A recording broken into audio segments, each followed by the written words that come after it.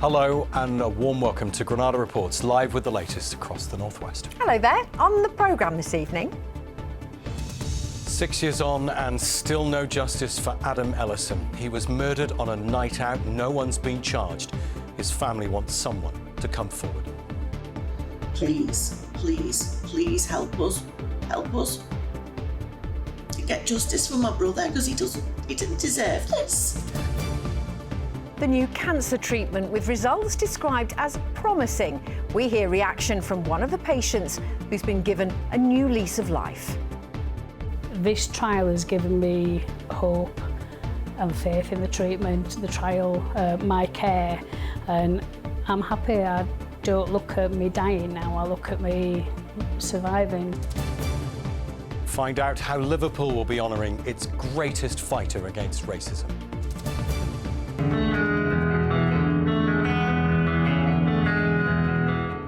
A new book from a music legend. Don't miss our chat with Johnny Marr. And we definitely had some more sunshine in the mix today, despite those showers developing along a fairly fresh northwesterly flow. Where does that leave us weather-wise for Bonfire Weekend? All the detail a little later on.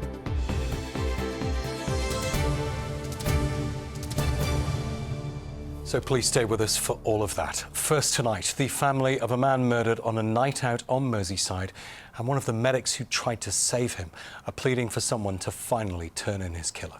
Tomorrow marks 6 years since Adam Ellison was stabbed in Prescott by the pillion passenger of a scrambler bike. That bike has never been found, nor has the killer. It's now a £20,000 reward for information. Adam's mum and sisters say they won't stop fighting for justice. Claire Hannah has this report. Every night I go to bed and I say, "Good night, Adam," and blow him a kiss. Every night. And we've got his fingerprints on our necklaces.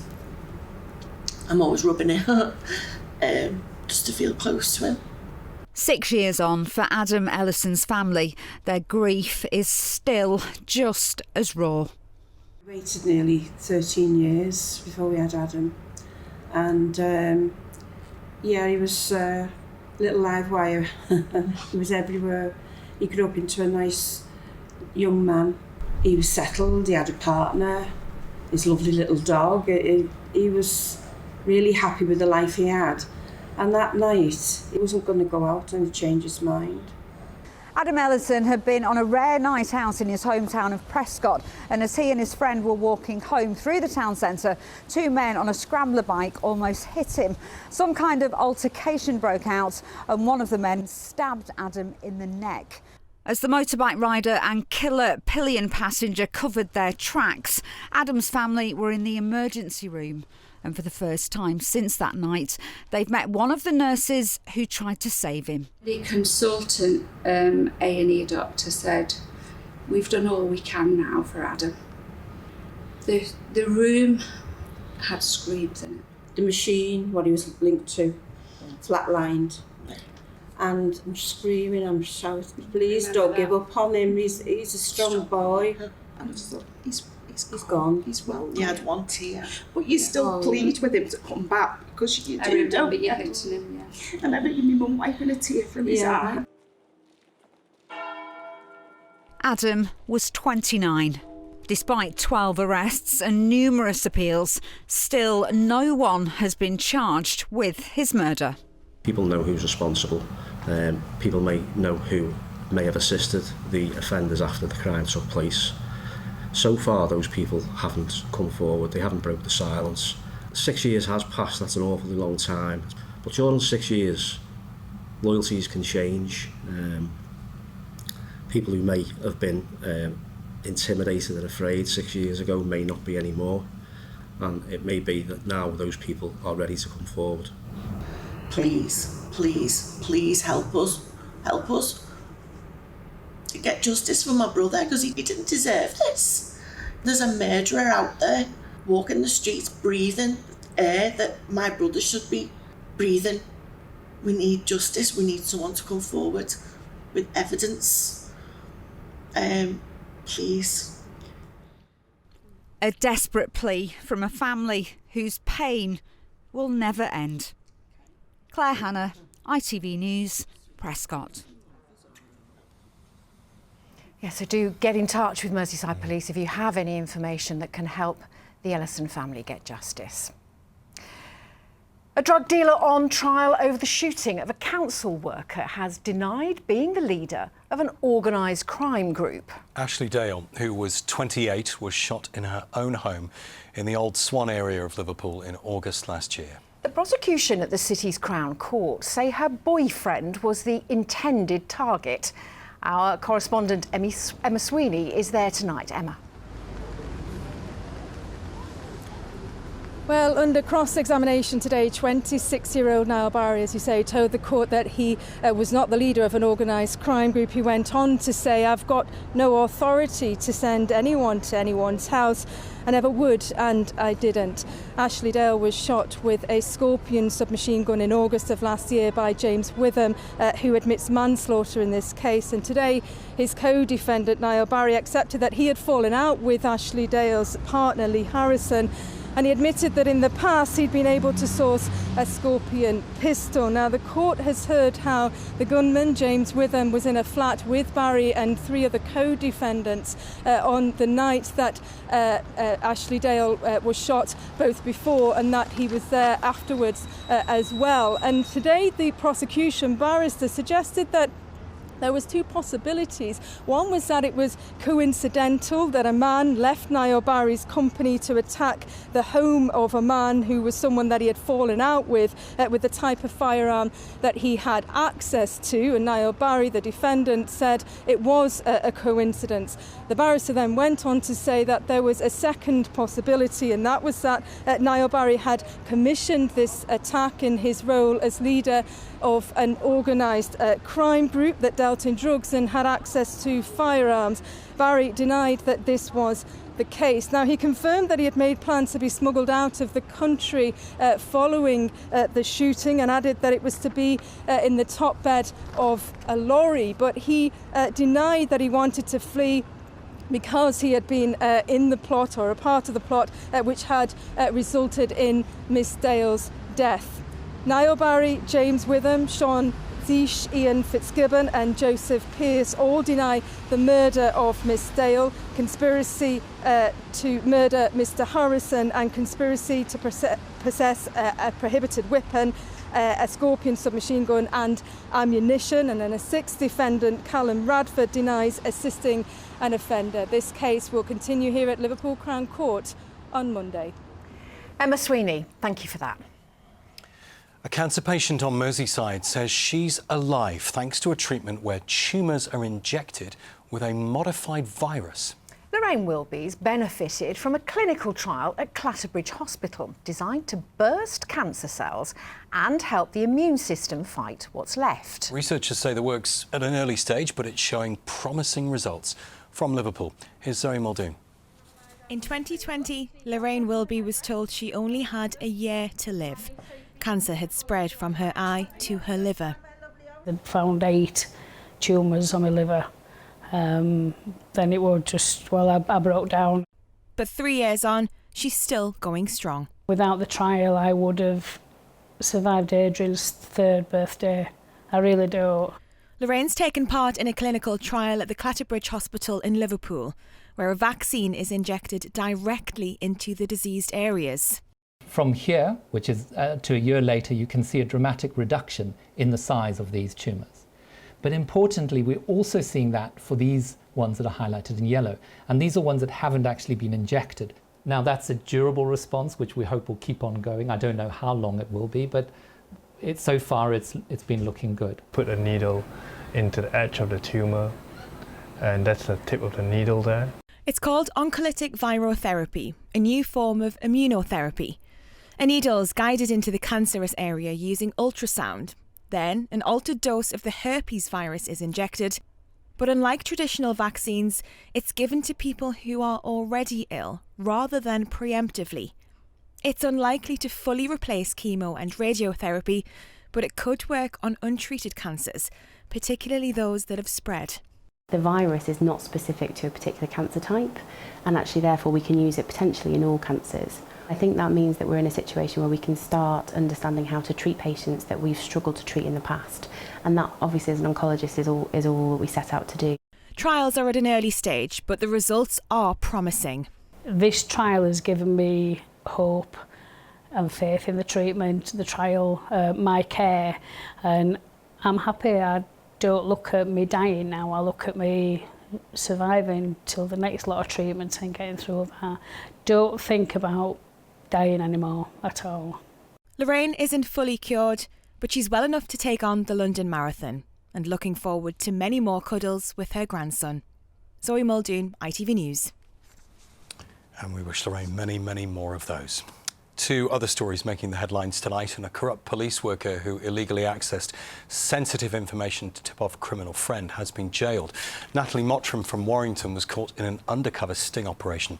The intelligence analyst worked for the North West Regional Organised Crime Unit. She'd told friend Jonathan Kay about information held on him, allowing him to avoid detection. She's been jailed for 3 years and 9 months after admitting misconduct in a public office, perverting the course of justice and unauthorised access to computer material. The Labour leader, Sir Keir Starmer, has moved to play down a split in his party after 2 North West councillors called for him to resign over his position on Gaza. The calls came from Asjad Mahmood, a Pendle Borough councillor, as well as Burnley Council leader Afraziab Anwar. Hundreds of councillors have already urged Sir Keir to back a ceasefire as the death toll rises in the Gaza Strip after days of Israeli bombardments. I want to see a Labour government.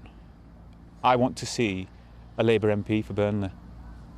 But what we're seeing at the moment unfolding, and the fact that we're not speaking out or saying anything or calling for an end to this violence on humanitarian grounds, that doesn't sit well with me. And that's the reason that I've done this. And here's what's still to come on the ITV Evening News with Charlene. Coming up, the latest from Gaza as more Britons are allowed out. Nearly 100 are on the list approved to leave today, while the family of Scotland's First Minister, Humza Yousaf, have already crossed the border. Also tonight, a family's dismay as Zara Alina's killer has his sentence reduced. And a wet end for the King and Queen's 5-day tour of Kenya. Well, join us for those stories and much more from 6:30. A project by Merseyside arts charity Writing on the Wall has highlighted the work of Liverpool activist Dorothy Kuya. Dorothy was born and raised in Toxteth and died 10 years ago next month. The Creative Heritage Project took nearly 50 boxes of work she'd saved all over the years and made them publicly accessible. Simran Johal went down to meet her family and learn more about Dorothy and the legacy she left behind. That's why I bought my house 16 years ago, because I wanted to be sure that I was going to stay on in Liverpool Day. A pioneer who helped change lives in her local community and beyond, Liverpool's Dorothy Kuya is remembered for her lasting legacy. Neglected by the corporation, housing association. 45 boxes full of her work and memories have now been given to Liverpool's museums. It allows others to uncover the activism that she started as a teenager.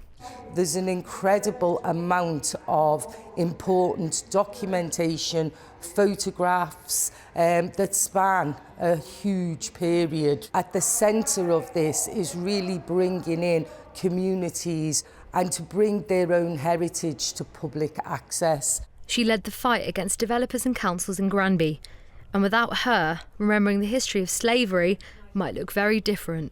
And these are issues too which the housing association should be dealing with, not just building little boxes.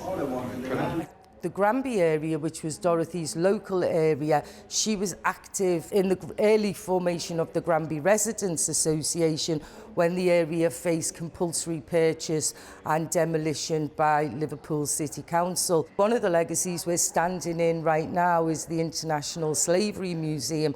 Dorothy was central to the establishment of this museum, central to the establishment of Slavery Remembrance Day, which has become a huge event. Yeah, that's that building now.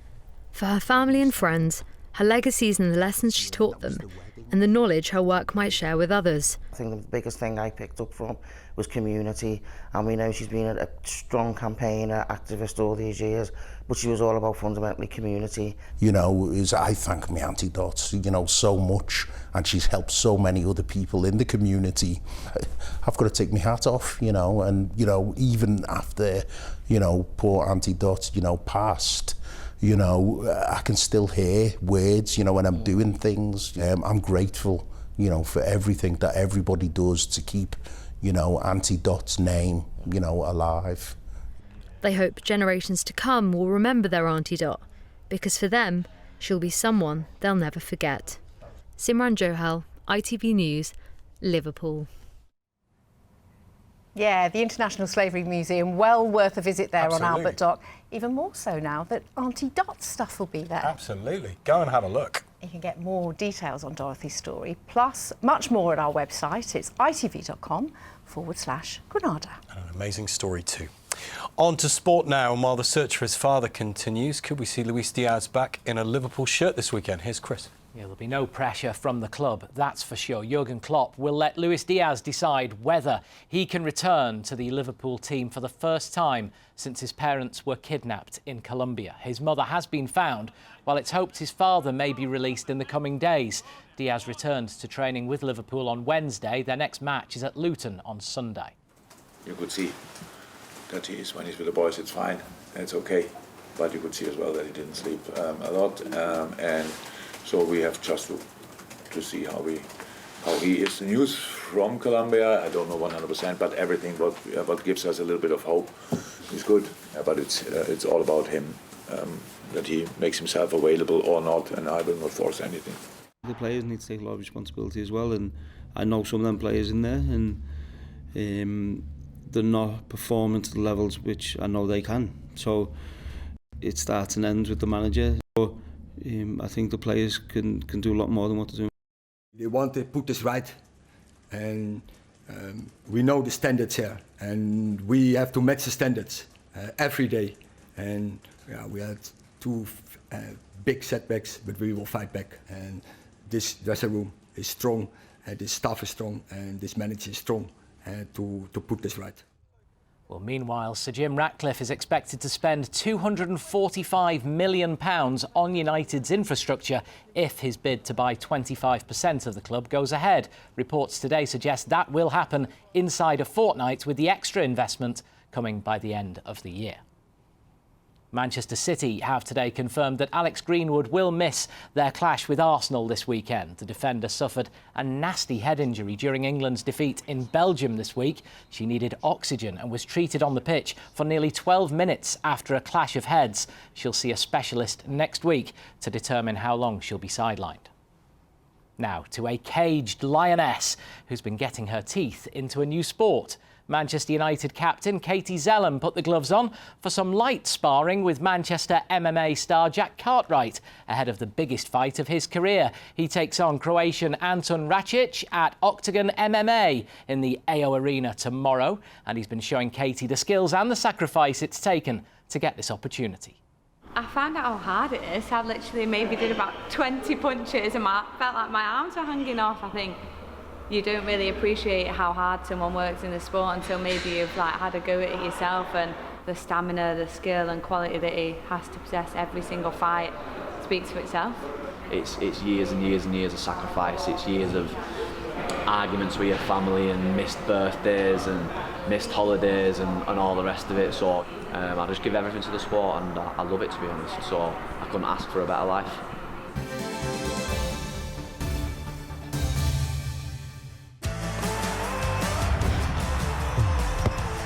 Getting that winning feeling.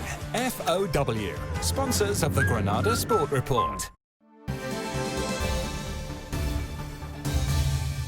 Now it's that time of the year again when footballing minnows across the country start dreaming of an FA Cup run. It's the first round proper this weekend. 16 North West teams are in action, including non-league sides Chester, Fylde, Curzon Ashton and Marine. Mike Hall paid a visit to the Crosby Club for their final training session ahead of tomorrow's match with Harrogate Town. The tail end of Storm Kieran sweeps through Crosby, making for a very cold, wet and windy training session for Marines players. And yet, there's a spring in the step this week. It's the FA Cup first round. Oh, very special. Been looking forward to the game for a while, and I think that's been on a few of the lads' minds over the last couple of weeks and a couple of games. Looking forward to the big one on Saturday. Yeah, it's great, especially for me. This would be my first time playing the FA Cup, only 19, so yeah, I can't wait. It'll be a good occasion, and yeah, hopefully the weather turns for Saturday, but I think all the lads are right up for this, and we can't wait really. The cup holders Manchester City won't begin the defence of their crown until January, yet this will be Marines' 7th FA Cup fixture of the season. It's a long road to get here. Tomorrow they host League 2 Harrogate from 3 divisions higher in the football pyramid. I think any non-league team will tell you if you can get to the first round proper. I think that's what it's all about. We're under no illusions how big the game is on Saturday. We've got to be at our absolute best. Hopefully they're not at their best. Big crowd on here, we're sold out already. Everyone's looking forward to it. Well, if you thought football was glamorous, then think again. There are no plush indoor training facilities at this level of non-league. Marines players braving the elements tonight in the hope that maybe, just maybe, they'll be rewarded with a bit of that FA Cup glamour further down the track. Like 2 years ago when the club drew Premier League Tottenham in the 3rd round. COVID restrictions meant they played in an empty stadium that day. It was a blow that could have cost Marine £100,000. But the sale of virtual tickets to the football world raised 3 times that. Our lives has been totally changed since Tottenham, and what we've been able to do is protect our future, make us completely sustainable, and completely refurbish the club rooms, and that was done in the summer of 2021. And last summer we put in a new 3G pitch. Still, it'd be nice to do it again, wouldn't it? Yes, it would be. I don't think we'll see another Tottenham, but that's the magic of the FA Cup. You never know what will happen. For now, it's all about getting through round 1, and after seeing off this storm, Harrogate should be a walk in the park. Mike Hall, ITV News, Crosby. Yeah, they don't want to be greedy, but at the same time, they wouldn't turn down another cup run like last time. Absolutely not. We love Marine and we hope they do really, really well. Absolutely. Thanks very much, Chris. Now, if you'd had a stellar, decades-long career in music, you'd have some stories to tell, and Johnny Marr most certainly does. The legendary Smiths guitarist is telling those stories through the instruments he played, instruments he kept in quite the collection. Yeah, Johnny's written a new book, Marr's Guitars, which travels through his years with the Smiths to numerous collaborations with everyone from Talking Heads to the Pretenders. Tim Scott was the lucky man who went to meet him. This is this Jamming Man guitar. It's the one that it was written on.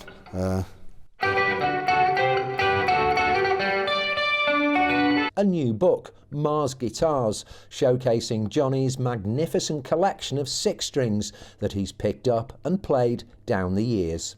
It was all about this idea of a coffee table book, and then in the making of that, as we started taking all these photographs, every time I picked up guitar, I mean literally every time, I was reminded of who I was when I owned it, when I first got it. One might have been from 85.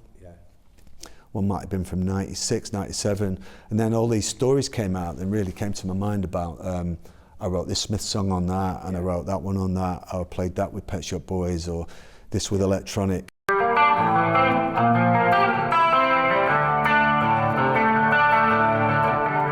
Now this one, if I've read your book correctly, Seymour Steins from Sire Records bought you this? Yeah, he did, yeah, tricked me into buying it. Yeah. He bought it me on the 2nd of January 1984. I mean, you were asking him for a really tasty, expensive guitar, and he just went, yeah, there you go, Johnny. Yeah, well, but he thought that if he did that, we'd sign to his record company, which we did. So I think he made his money back, to be fair. If you pick up some of these guitars from 30, 40 years ago and plug them in, does it take you back the same way a tune would? Oh yeah, but I mean, having these guitars whilst I was making the book, they would put me back into exactly who I was and where I was at that time. Which, to be honest, it really was a wow moment, because I genuinely was not expecting that. Life does that to you, but particularly when it's combined with music, music is the main force in creating emotion, I think, behind memories.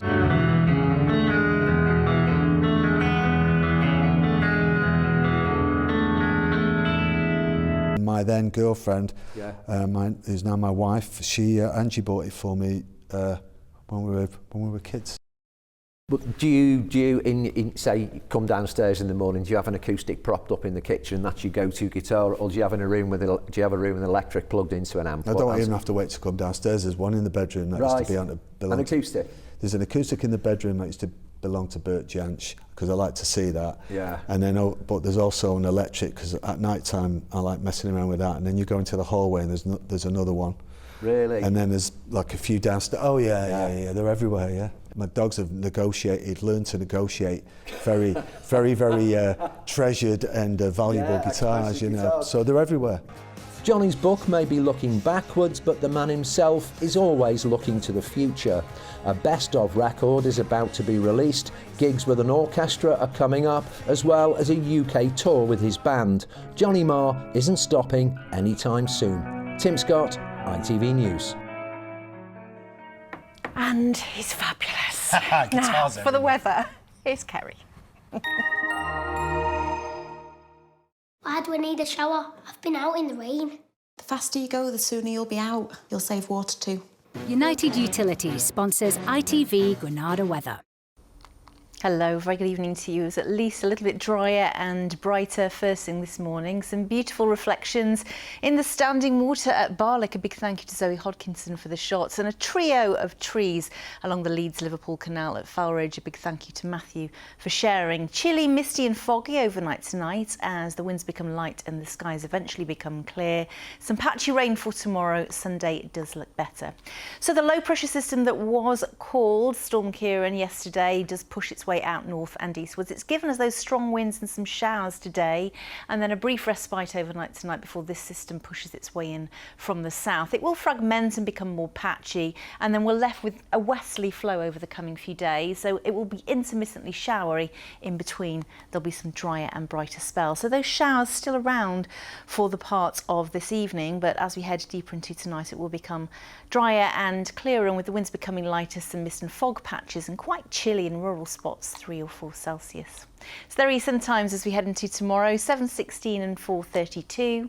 Dry start, perhaps some morning mist and fog stubborn to clear, then a few brighter spells.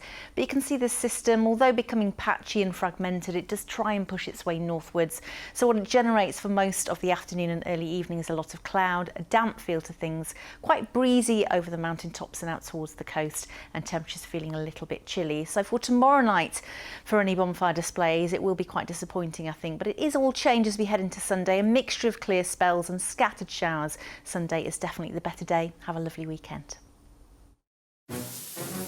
United Utilities sponsors ITV Granada Weather.